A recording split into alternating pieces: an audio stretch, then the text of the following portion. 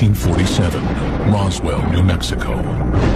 Wreckage found in the desert outside this small town is believed by many to be a UFO. The question is, are UFOs real? The answer is yes.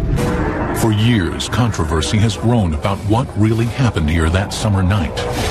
Now, a decorated ex-U.S. Army intelligence officer has made a remarkable claim. He says that not only are UFOs real, but that the U.S. military harvested advanced technology from them. He knows this, he says, because he held the technology in his hands and saw alien bodies from the Roswell crash. The humanoid-type body came from the Roswell area where there was a crash in 1947. Why should we believe him? Because of the man that he was, the years of service that he dedicated to the United States of America, and the fact that he was considered one of the top military men in his field. Who is this person? What did he do in the past? What were the things that he has said in the past that have come to fruition? According to Lieutenant Colonel Philip Corso, he was responsible for bringing alien technology to military labs and civilian scientists. And they used it to make lasers, fiber optics, integrated circuits, night vision image goggles, and bulletproof vests. We are looking at crashed flying saucers, or ones that are shot down, and we're trying to figure out how they work. Others are skeptical that alien technology jump-started the military-industrial complex. That's a peculiar kind of lack of self-confidence in human ingenuity. I found that Philip Corso wasn't telling the whole truth about a number of things. Is Philip Corso's story the fantasy of one ambitious intelligence officer? Or does he confirm that a UFO did crash at Roswell in 1947, and that it launched a secret military program to push alien technology into mainstream development?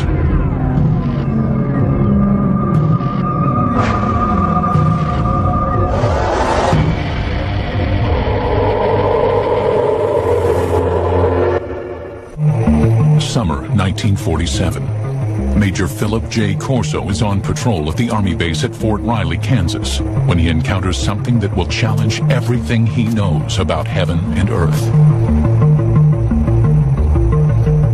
Corso was a career military man, a respected intelligence officer, and an artillery commander with his finger on the nuclear button. But inside a crate in a deserted building, Corso swore was a being from another planet. Corso would publish an account of this and other revelations in a book called The Day After Roswell, a New York Times bestseller when it came out in 1997. In one of his book signings, 5 colonels came to him and verified that my father was right on with everything that was written in the book. Corso died in 1998. But the material he presented in his book is still controversial. Now, for the first time, the full story of his military career and his startling UFO allegations are being told on television. 1942, the year after the Pearl Harbor attack. Philip Corso, a small-town boy from Pennsylvania, is drafted into the Army. During World War II, he trains as an intelligence officer, and afterward, at the age of only 29, Corso becomes a spy hunter in Rome. His mission, to seek out and terminate Soviet agents. When the United States Army occupied Rome, what they wanted to was make sure that the post-war government would be a friendly government, not a communist government. A position with a lot of authority behind it. The man was regarded as an up-and-comer. By April of 1947, Corso returns to the United States for additional training at the U.S. Army's intelligence school at Fort Riley. 3 months later, in July 1947, comes that fateful night when he claims he has the encounter that shakes him to his core. 32-year-old Corso is the post-duty officer, an assignment that puts him in charge of security at the base. That evening, Fort Riley is buzzing with rumors. 5 trucks containing debris from a mysterious aircraft accident in Roswell, New Mexico, have arrived at the base in Kansas. Corso, with his training as an intelligence officer, is intrigued by the shipment. At about 11 p.m., Corso says he enters the building where the Roswell shipment is stored. A guard on duty tells Corso that he has already looked into one of the crates making up the shipment and cannot comprehend what he's just seen. Corso then says he has a look for himself. And he sees these, they look like coffins. They're little, they're like kid coffins. Can't figure out what that is. So he goes and he picks up the tarp. It looked like a thin body, and a humanoid with a sort of a big head on it and eyes, but not too long, and not the shape of it was not as wide, as I say, as our bodies are. Corso says this was his first encounter with extraterrestrials, but it would not be his last, nor his most significant. Later, he would be given top-secret files and alien artifacts that, he claims, would generate a new technological world order. But in 1947, that day was still a decade away.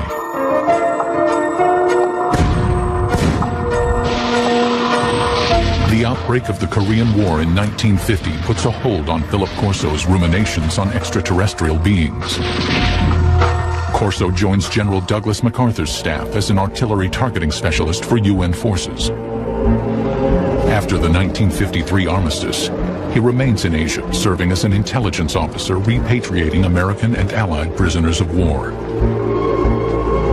I came to know Phil Corso because he had been a special projects officer in the Far East Command for Prisoners of War under MacArthur, and then later held the same role and capacity for the National Security Council as a staffer in the Eisenhower White House. According to his military records, in July of 1953, Corso is promoted to the rank of lieutenant colonel.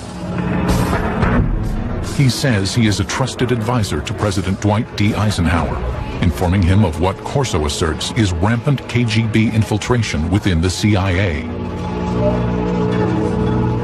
And Corso was screaming about this in the National Security Council to Eisenhower. Corso states that Eisenhower rewards him with his own combat command. In 1957, military records confirm Corso is placed in charge of an artillery battalion at Red Canyon Missile Range. By October of that year, Corso commands the battalion in West Germany, where he develops new targeting strategies for nuclear strikes. He's shown he can do the one thing, he'll follow orders, but he's shown initiative. He had sole command of a nuclear weapons battery. Now, in the event that war would have broken out with the Soviet Union in the 50s, when Corso was in Germany, he would have had sole authority to release his nuclear weapons. But after Corso returns from Germany, his career dramatically changes direction. The gifted intelligence officer, fearless spy hunter, and artillery commander who controlled the world's most powerful weapon now becomes a reservist in the National Guard. In October of 1960, Corso is virtually in retirement, a part-time unit advisor to a National Guard base in Maryland. You could say it meant that some people were displeased with him, but it's just as easy to say he didn't have what it takes. But Corso's supporters believe Corso is being groomed for his most important and most secret assignment. Now there is a big green hand running his career. That big green hand is the hand of Arthur Trudeau. Philip Corso has a powerful mentor in Lieutenant General Arthur Trudeau. A West Point graduate, class of 1924, Trudeau quickly gains a reputation as a forward-thinking officer, comfortable with high technology. In the Cold War era, he pioneers technological training for intelligence officers, and by 1958 is named Director of Army Research and Development. When Trudeau gets a chance to appoint a deputy, he brings Corso over, and thus begins Corso's stint in Army R&D. General called me and said, "Don, established Foreign Technology Division, you're the chief of it. And you got an office down next floor under me." Through this point in his career, Corso's Army job history is easily verified by examining military records. Look, he did work in the Pentagon. His office was there. I have the roster. And he worked for General Trudeau, and he certainly knew him well. There's no question about that. But after his Pentagon appointment, the paper trail of his career is harder to follow, and his assertions more difficult to confirm. Corso wrote that his Pentagon job entailed analyzing foreign military hardware, such as helicopter armament developed by the French, or the British military's vertical takeoff and landing fighter. Then the technology would be reverse engineered. The military has had, over the years, a number of projects where enemy technological devices have been recovered by American forces. So one of Corso's jobs was to get this foreign technology, this French technology, and reverse engineer it. And then if they had something good, fed into our own technological timeline. Reverse engineering plays a significant role in the spycraft of the Cold War era. The Soviets used captured American Sabre jets to reverse engineer U.S. technology, and the U.S. captured Soviet MiGs to reverse engineer Soviet technology. But if Corso's routine job involves examining technology from abroad, his task would soon change. Sometime after July 20th, 1961, Corso claims that General Trudeau calls him into his office and gives him an astounding directive. Examine technology captured from the 1947 alien spaceship crash in Roswell, New Mexico. Trudeau has a filing cabinet delivered to Corso's Pentagon office. Inside, Corso says, is proof positive of aliens visiting Earth and alien technology that Corso insists he will use to change the world. In 1947, Philip Corso claimed to have seen alien bodies from the infamous UFO crash near Roswell, New Mexico. Corso's description is consistent with those who claim to be eyewitnesses to the crash. The aliens, according to these witnesses, were 4 small human-like beings with 4-fingered hands, thin legs and feet, an oversized head, and large almond-shaped eyes. These descriptions purportedly appear in these classified documents prepared by government investigators. To this day, the documents have not been authenticated.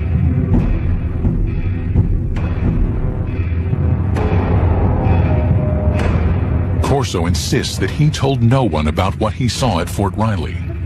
But in the summer of 1961, the 46-year-old lieutenant colonel is assigned to a Pentagon project that will force him to recall his eerie experiences. He was assigned to the Army's research development at the Pentagon. Once again, a position with a lot of authority. His goal? To advance U.S. military superiority by a factor of decades. We had enough sense to push it. We had the organization, and we had the money, and we had the brains to do it, and we did it. During the Cold War era, Corso says, there was great government concern that the Russians would gain access to the alien materials. Or worse, the aliens would use their superior technology to invade Earth. According to Corso, an ordinary filing cabinet contains the extraordinary artifacts of the Roswell crash.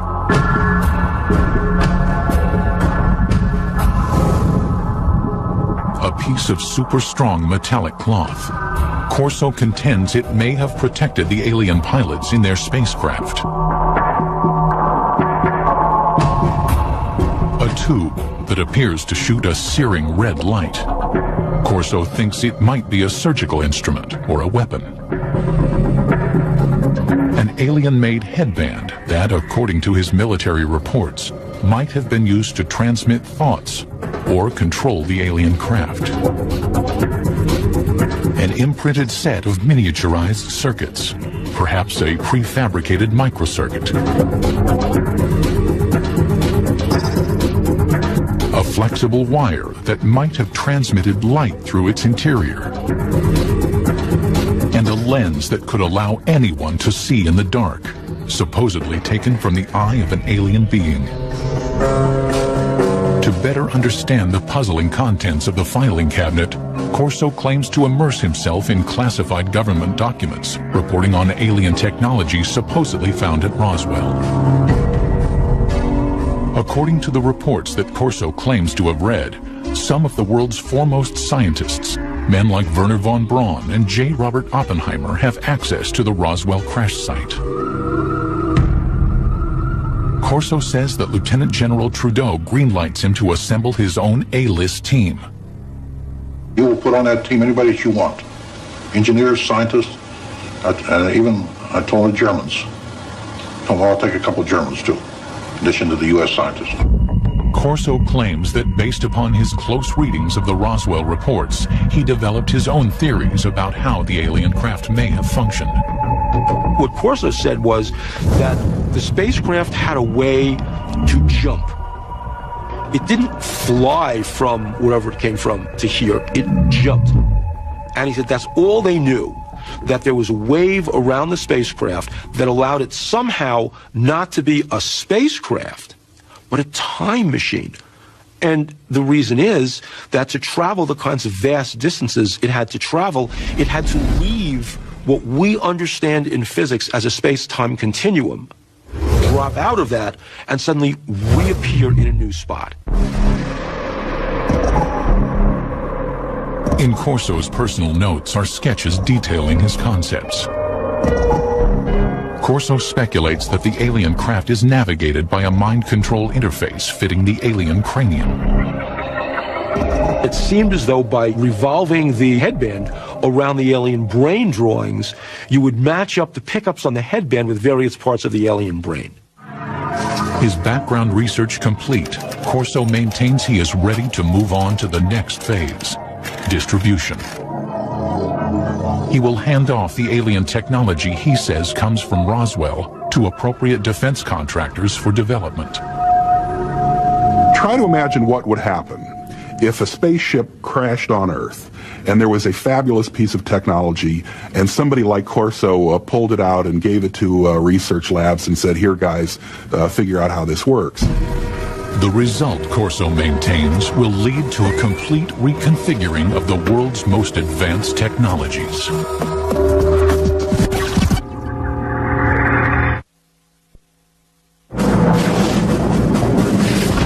In the early 1960s, America's military might is directed toward fighting the Cold War. Lieutenant Colonel Philip Corso wants to bring alien technology from Roswell into the fray. By the end of the summer of 1961, he maintains that he begins to contact military weapons labs about his alien artifacts. Now, the Army laboratories also had civilian scientists there, and they developed this relationship of handling classified material. Phil Corso felt very comfortable working through the Army laboratories to the civilian scientists because the clearances were all taken care of by the laboratory. America is dotted with top-secret high-tech labs where civilian scientists work on sensitive military projects.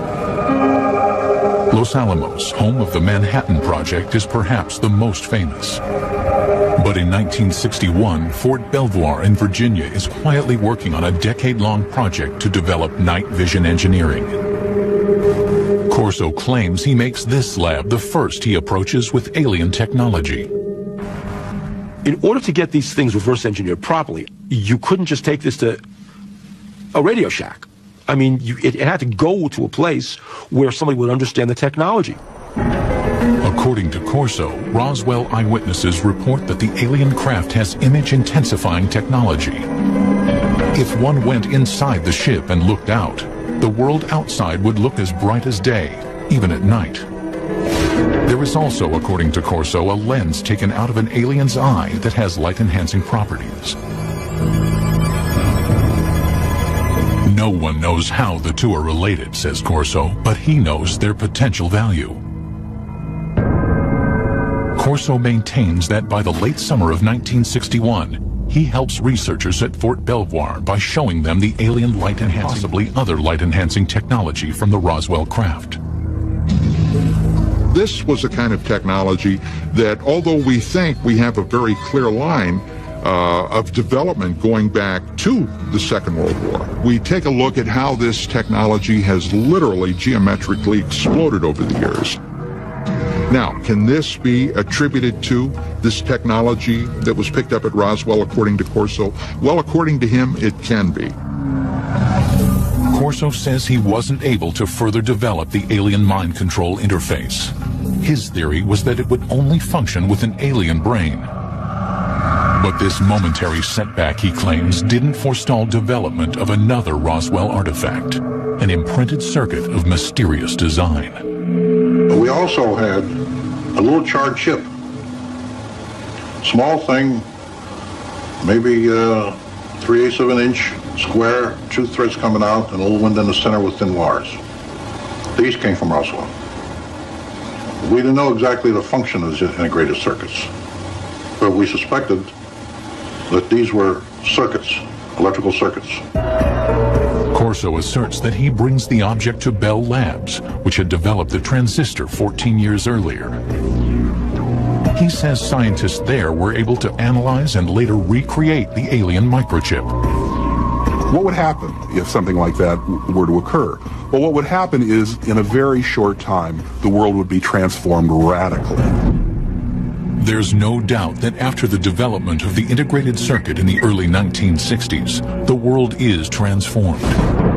Electronic devices from the cell phone to the laptop computer become reality.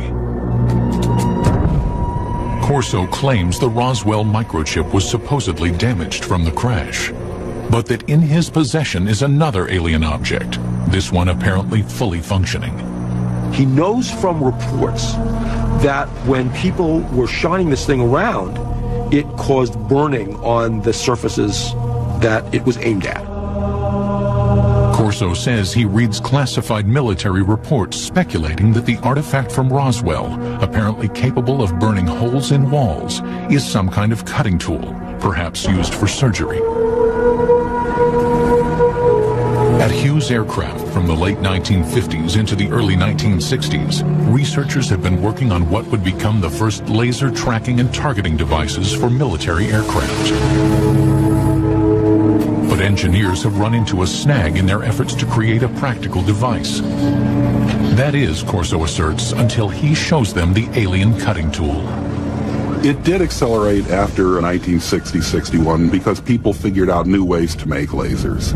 And as the science advanced, the engineering advanced.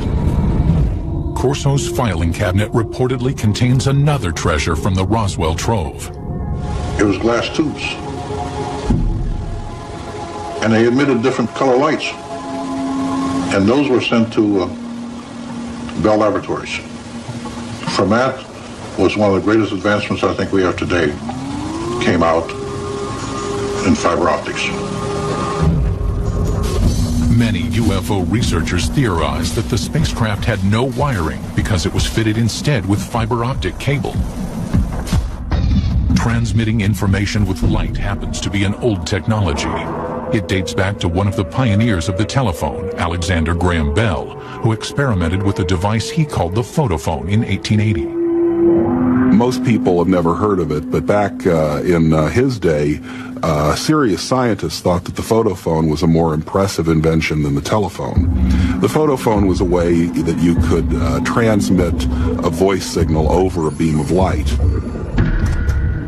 Corso's research tells him that data transmission via light had failed because scientists could not direct a beam of light around corners. But Corso contends that the Roswell artifacts might hold the answer. They were looking at this glass fibers and say, wow, the light actually turns a corner. How can light go in curves? And then they concluded the reason for that was because it had a cladding wrap on it. The cladding was the key discovery you had to make in order to make fiber optics work. Although it would not be until the 1970s that fiber optics were in general use, UFO researchers believed that the cladding wrap on the alien artifact, an outer covering on the fiber that guided the light, made it possible for earthly fiber optics to advance. Corso also says he examined some curious super strong fibers that his military reports claim come from the aliens' flight suits. The first thing of the fabric that amazed me was a thread that I couldn't cut with a razor blade. Just a thread. In his book, Corso offers a theory about the fibers composing the alien flight suits. The alien bodies, probably the more vulnerable aspects, were protected from what had to be incredible energies by the super tenacity of the fabric, which somehow formed a shield. And Corso said they didn't put these on, they were woven around them. In other words, they spun them like a cocoon. According to Corso, he wonders if these super strong fibers could be developed into super strong bulletproof shields for law enforcement and military use. Corso said that the Army tried to bring it to the University of Colorado to try and fabricate this technology. The mid-1960s saw great advances in super strong fabrics that used polymer technology, the type of molecules that Corso claimed were present in his alien fabric. In 1965, Kevlar was invented, a fabric that would be used in bulletproof vests. More proof, according to Corso, of the impact of alien technology. There's no denying that the period Corso works in the Pentagon coincides with a period of rapid technological growth in the United States. Corso's supporters say alien technology played a role, but others see things very differently.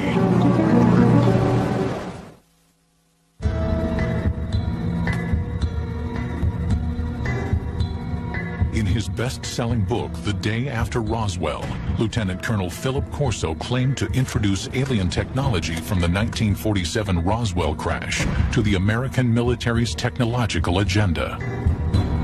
But others say that the scientific leaps of the 1960s were not made by one hero, and not with the help of aliens. It's nice to think in terms of one heroic person leading us into the new world of far-out technology learned from saucers. That sounds great. But having worked on a whole host of big research and development programs, that isn't the way it works. Look, on the aircraft nuclear propulsion program, we employed 3,500 people. 1,100 of them were engineers and scientists. We were spending $100 million a year. That's the kind of effort it takes to develop new technology. And that was in 1958 dollars at that. Corso claims that the laser jumped from theory to practice after scientists examined the device found in the Roswell crash debris. But to science historians, that's science fiction. Well, the laser is a good example of an invention that doesn't really have a single eureka moment where somebody gets a brilliant inspiration and then they go down into their basement workshop and 15 minutes later they've hammered together a laser. The laser really began back in 1951 when a physicist from Columbia University was taking a walk in Washington. That physicist was Charles Towns. And I woke up early in the morning worrying about it. Why hadn't we been able to get anywhere? It was before breakfast, so I went out and walked out in the park, sat down in the park. Suddenly I said, hey, wait a minute. We can get a whole collection of molecules all in excited states with excess energy. And I wrote down the numbers to see now, could I make it oscillate? And it took him 2 years and $50,000 in government grants before he could come up with the very first barely operable microwave laser. The first laser device used microwaves rather than light. The light-emitting version wasn't functional until 1960, 9 years after Professor Towns jotted down his notes. As for aliens jump-starting the process, No, aliens had nothing to do with the technology of the laser, nor do I. Unfortunately, I don't think aliens have given us any new information yet. while the laser's development was slow and steady, the integrated circuit advanced rapidly. But the greatest progress was made by scientists well after Corso retired. The real breakthrough happened in 1971 when a guy named Ted Hoff conceived of the idea of putting an entire microprocessor on one piece of silicon, a computer on a chip. Basically what happens in an integrated circuit is that you are controlling the flow of electrons, or actually in some cases the absence of electrons. Ted Hoff, known as the architect of the microprocessor, started working on integrated circuits in 1968. Hoff disputes Corso's claim that an alien ship captured from the Roswell crash made an earthly version conceivable. If you have a crash scenario, there's presumably damage done, and that damage may make the device even harder to analyze. And even if you had the device, you'd really want a context. If you had seen this device in those days and had no context to put it in other words, what's it used for, you'd even have less chance of understanding it. Hoff also says that to reverse engineer an integrated circuit, as Corso claimed happened in 1961, you would need a scanning electron microscope, which was not invented until 1966. Even looking at devices today, the resolution of the devices are such that ordinary optical microscopes really don't reveal them. So you'd need something more sophisticated. I don't think at that time anybody would have been able to figure out what it was. Philip Corso also claimed that his alien fiber optics cable inspired scientists. But science historians don't support his assertion because fiber optics required a convergence of technologies occurring over decades of development. The idea really became interesting in 1965 when lasers were available and people suddenly realized there was a commercial use for fiber optics. So shortly after that, the project was tackled by a trio of inventors at Corning, and they came up with a successful fiber optic in 1970. The highly directional light of a laser improved signal strength. The team of researchers at Corning Glass created a form of fused silica. This super pure glass material was capable of carrying 65,000 times more information than copper wire. This made fiber optics commercially practical 10 years after Corso claimed to have accelerated the technology. That's the real achievement that Don Keck and Peter Schultz and Bob Maurer came up with when they were at Corning. It was coming up with this completely unexpected way to make glass. Corso also stated that he inspired a quantum leap in image enhancement technology. But science historians say the technology of turning night into day was also decades in the making. Progress increased so incrementally. It goes all the way back to the 1940s when image intensifying radar scopes were issued to Allied troops in the Pacific Theater. The first night vision gear employed thermal imaging. Developed by the Germans during World War II, it brought heat energy into the visible spectrum using an infrared light and a receiver. Then, by the early 1960s, William Spicer, a Defense Department researcher, had created image intensification technology. Fort Belvoir scientists built upon his work. Image intensification requires no additional light.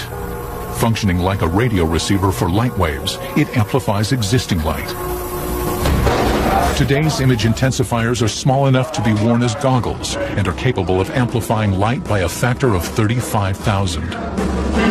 Scientists suggest that if Corso really had an alien image enhancer, showing it to researchers in the 1960s did little to advance the technology's measured progress. The engineering that was required just progressed at a very slow rate. Making night vision work was largely the result of really brilliant engineering. Finally, according to technology experts, Corso's super tenacity fibers came not from alien spacesuits, but from years of research by a scientist named Stephanie Kwolek, who worked at the DuPont Company. She learned how to organize super strong chains of atoms in 1965, and by 1971, Kevlar was on the market.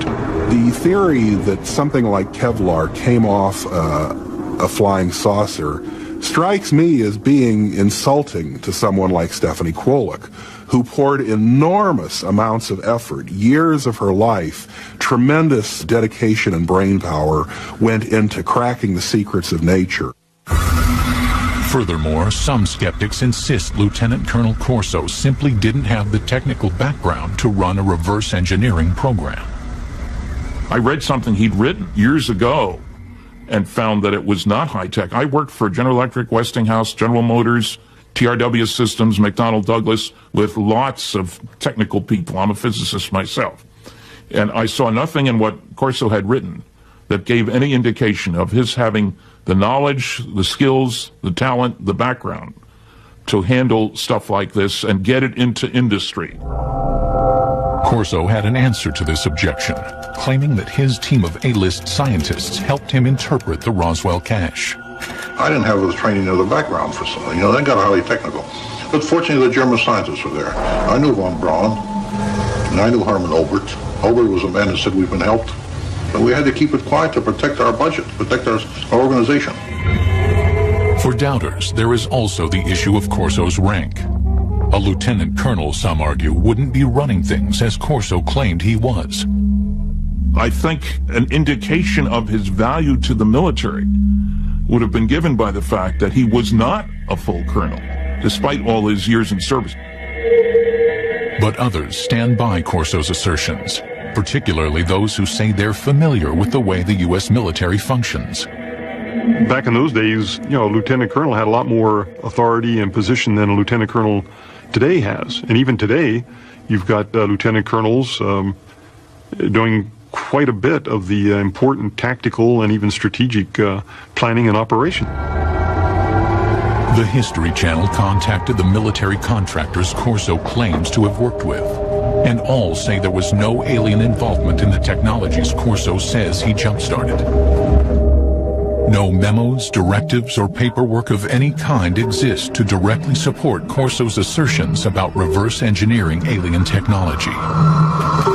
But Corso's supporters say there is no paper trail for a very good reason.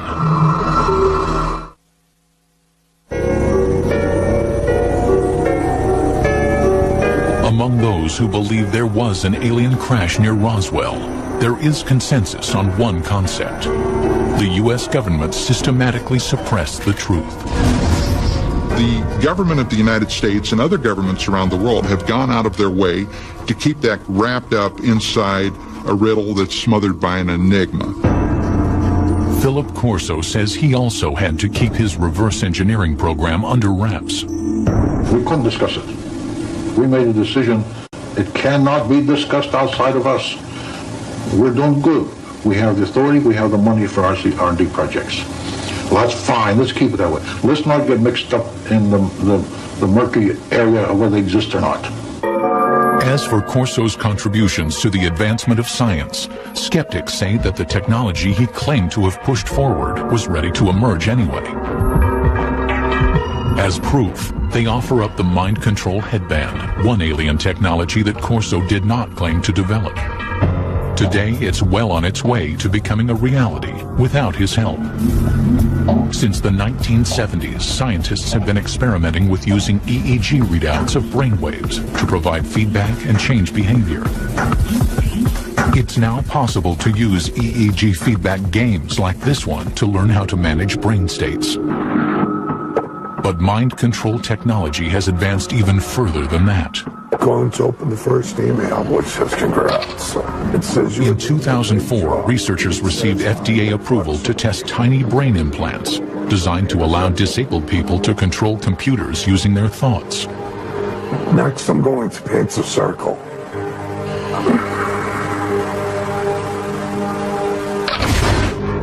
UFO researchers say the government's supposed cover-up may forever obscure the facts of Roswell, and therefore also obscure the truth about whether alien technology played a supporting role in the development of fiber optics, super strong fabrics, lasers, integrated circuits, or battle-ready image enhancement. Some people think that, for example, aliens intervened in 3500 BC in Egypt to help the Egyptians build pyramids. You know, well, doggone it, the Egyptians of 3500 BC were fully capable of putting big blocks on top of other big blocks, right? If the Egyptians had suddenly developed cell phones or something like that, then I would say, okay, there's intervention there. But that's not what they did. But while Lieutenant Colonel Philip Corso might be questioned, his ideas deemed controversial, and his predictions dismissed as the stuff of science fiction, his impact on UFO legend and lore can never be minimized. The military, the Pentagon, the government of the United States does not give that type of authority to a loose cannon.